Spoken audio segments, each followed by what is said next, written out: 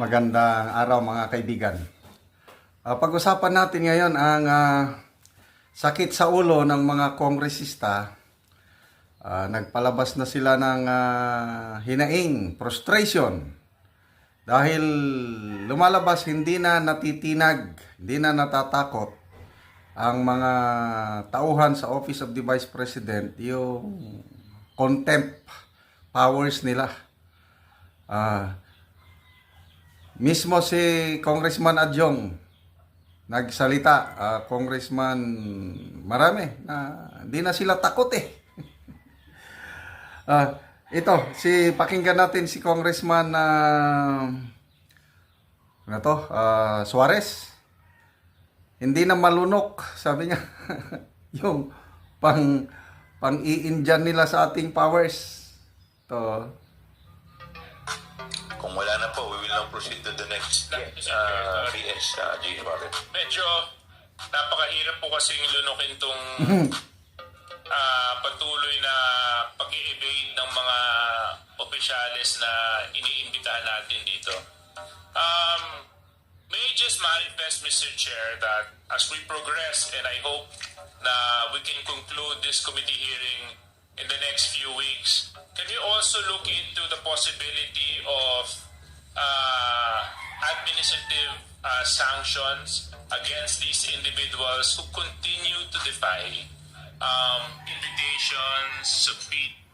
Napakahirap lunukin ang pag-i-evade ng mga tauhan ng OBP sa ating mga imbitasyon. Summon ba yan? Contempt order. Pakinggan natin sandali si Congressman Adjong. Kailangan na natin, tama nga yung sinabi ni Kong Jill, parang hindi na sila natitinag sa contempt order eh. Hindi na sila natitinag sa contempt order. Sa ngayon, after yung committee hearing kahapon, dalawa ang naipakulong na nila. Isa na dyan si Atty. Zulueta Lopez. Hindi ko nakuha yung pangalan ng pangalawa. Before that, mayroon ng 4 na pinakontempt. 4 na tauhan ng OBP. Kaya lang, dyan sumasakit ang ulo nila. Kasi wais ang OBP. Pag iserve na yung contempt order, wala yung 4 nasa official travel. So dahil walang mag-receive doon sa contempt order, walang epekto yung contempt order. Kaya namrong problema ang ating mga kongresista, paano nila ma-serve yung mga contempt orders nila. Kaya nga lumalabas, labanan na ito ng battle of wills. So, sinong matigas? Sinong panalo in the end? So, tuloy nyo lang, sabi ng OBP. Sige. So, punta naman tayo dito kay Atty. Zulueta Lopez. Napakontempt na napapreso nila. Ang basihan nila dahil lang sa isang sulat. At ang nagpa-contempt, isang honorable, si Honorable Franz Castro, na alam niyo naman yung record niya sa korte. Grabe. Pakinggan natin itong pag-contempt kay OBP Chief of Staff Atty. Zulueta Lopez. Atty. Lopez, na sinasabi niya parang wala siyang alam sa confidential funds.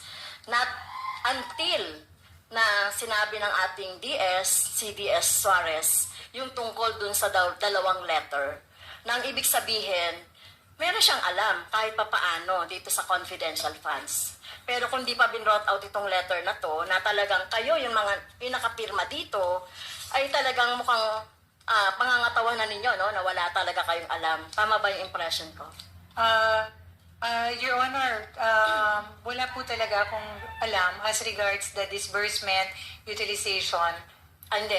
Hindi yun. Yung the whole, yung confidential funds. Kasi parang sinasabi mo kanina na labas ka dun sa confidential funds. Kasi from budgeting, kasi tinanong ko nung last meeting, si Mr. Tendo, Rabago, napag-usapan naman talaga ito, no, yung 125, na pagre-request, no, ng 125. So may alam ka dun. Siguro ma'am, for the record, Mr. Chair, Your Honor, Mr. Chair. Yes, Oo. please continue, Ayun lang Attorney po Lopez. yung point of clarification. Ang point of clarification is that I am aware that in the budget of the OVP, meron po tayong confidential funds. Ang wala lang po akong direct or personal information is as regards the utilization, disbursement of Well, the said fund. I respect your Yun ano, po your yun. answer to that. May clarification. Pero Oo. you respect me also na hindi ako naniniwala. I understand, Your Honor. So naniniwala ka ba na yung confidential fund is a public fund? It is not private. Yes, Your Honor. Okay. So lahat po ng public fund, according to the law, Ay, ay forward ko na ino-audit lang. yan. At tinitignan. Basta na-cite in contempt siya at humingi ng To consider our position. Like all position papers filed, ito po yung we feel that these are the issues that we needed to raise. So, Okay. which we addressed to the Commission on Audit. Okay. So kanina, Mr. Chair, no, binanggit na ng ating mga colleagues yung mga dahilan, no, kung bakit mali ang paniniwala ng Office of the Vice President, kung bakit we are holding a hearing in aid of legislation dahil sabi nila wala pa daw batas o wala pa daw panukalang batas. So kaya nga tayo nag-hear ng, di ba, malinaw naman na yan. Pero dito sa letter na ito, Mr. Chair, may plano talaga ang Office of the Vice President na mag-interfere doon sa ating conduct ng ating proceedings. Dahil dito, Mr. Chair, I'm sorry, Attorney Lopez, no, dahil ikaw yung nakapirma dito, and according to our rule, one of the reasons on the is the undue interference in the conduct of proceedings. So may I move, Mr. Chairs, na nag-violate si Attorney Lopez dito sa ating proceedings or do sa ating trabaho due to this Section 11, letter F, undue interference in the conduct of proceedings. May I move to cite Attorney Lopez in contempt, Mr. Chair? I move.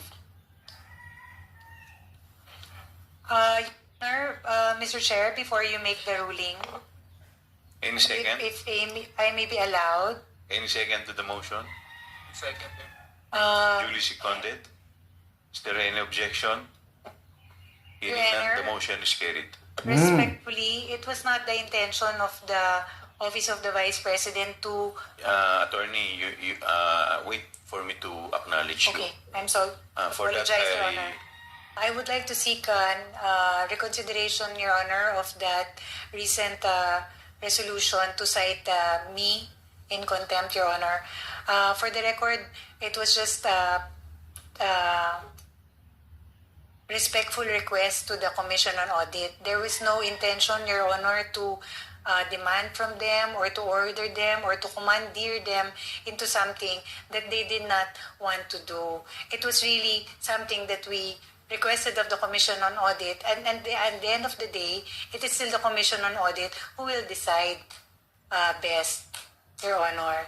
And on another matter, this is a personal note for the Congressman Franz. Ma'am, I truly apologize if there was something in that letter that slighted you on a personal note. It was not my intention, Your Honor.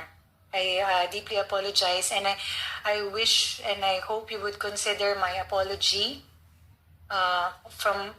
This is my personal apology, ma'am. And I would like to request to the members of the Honorable Committee to lift that contempt order or to reconsider and grant my request, Your Honor, not to cite me in contempt. Maraming salamat, Your Honor, Mr. Chair. What is the pleasure of Congresswoman Franz Castro?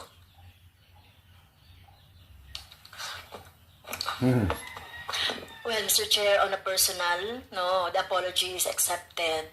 However, in the totality of the discussion from 10 o'clock up to now, nakita natin, Mr. Chair, no, very evasive yung mga sagot ni Attorney Lopez. Tsaka So, yan na.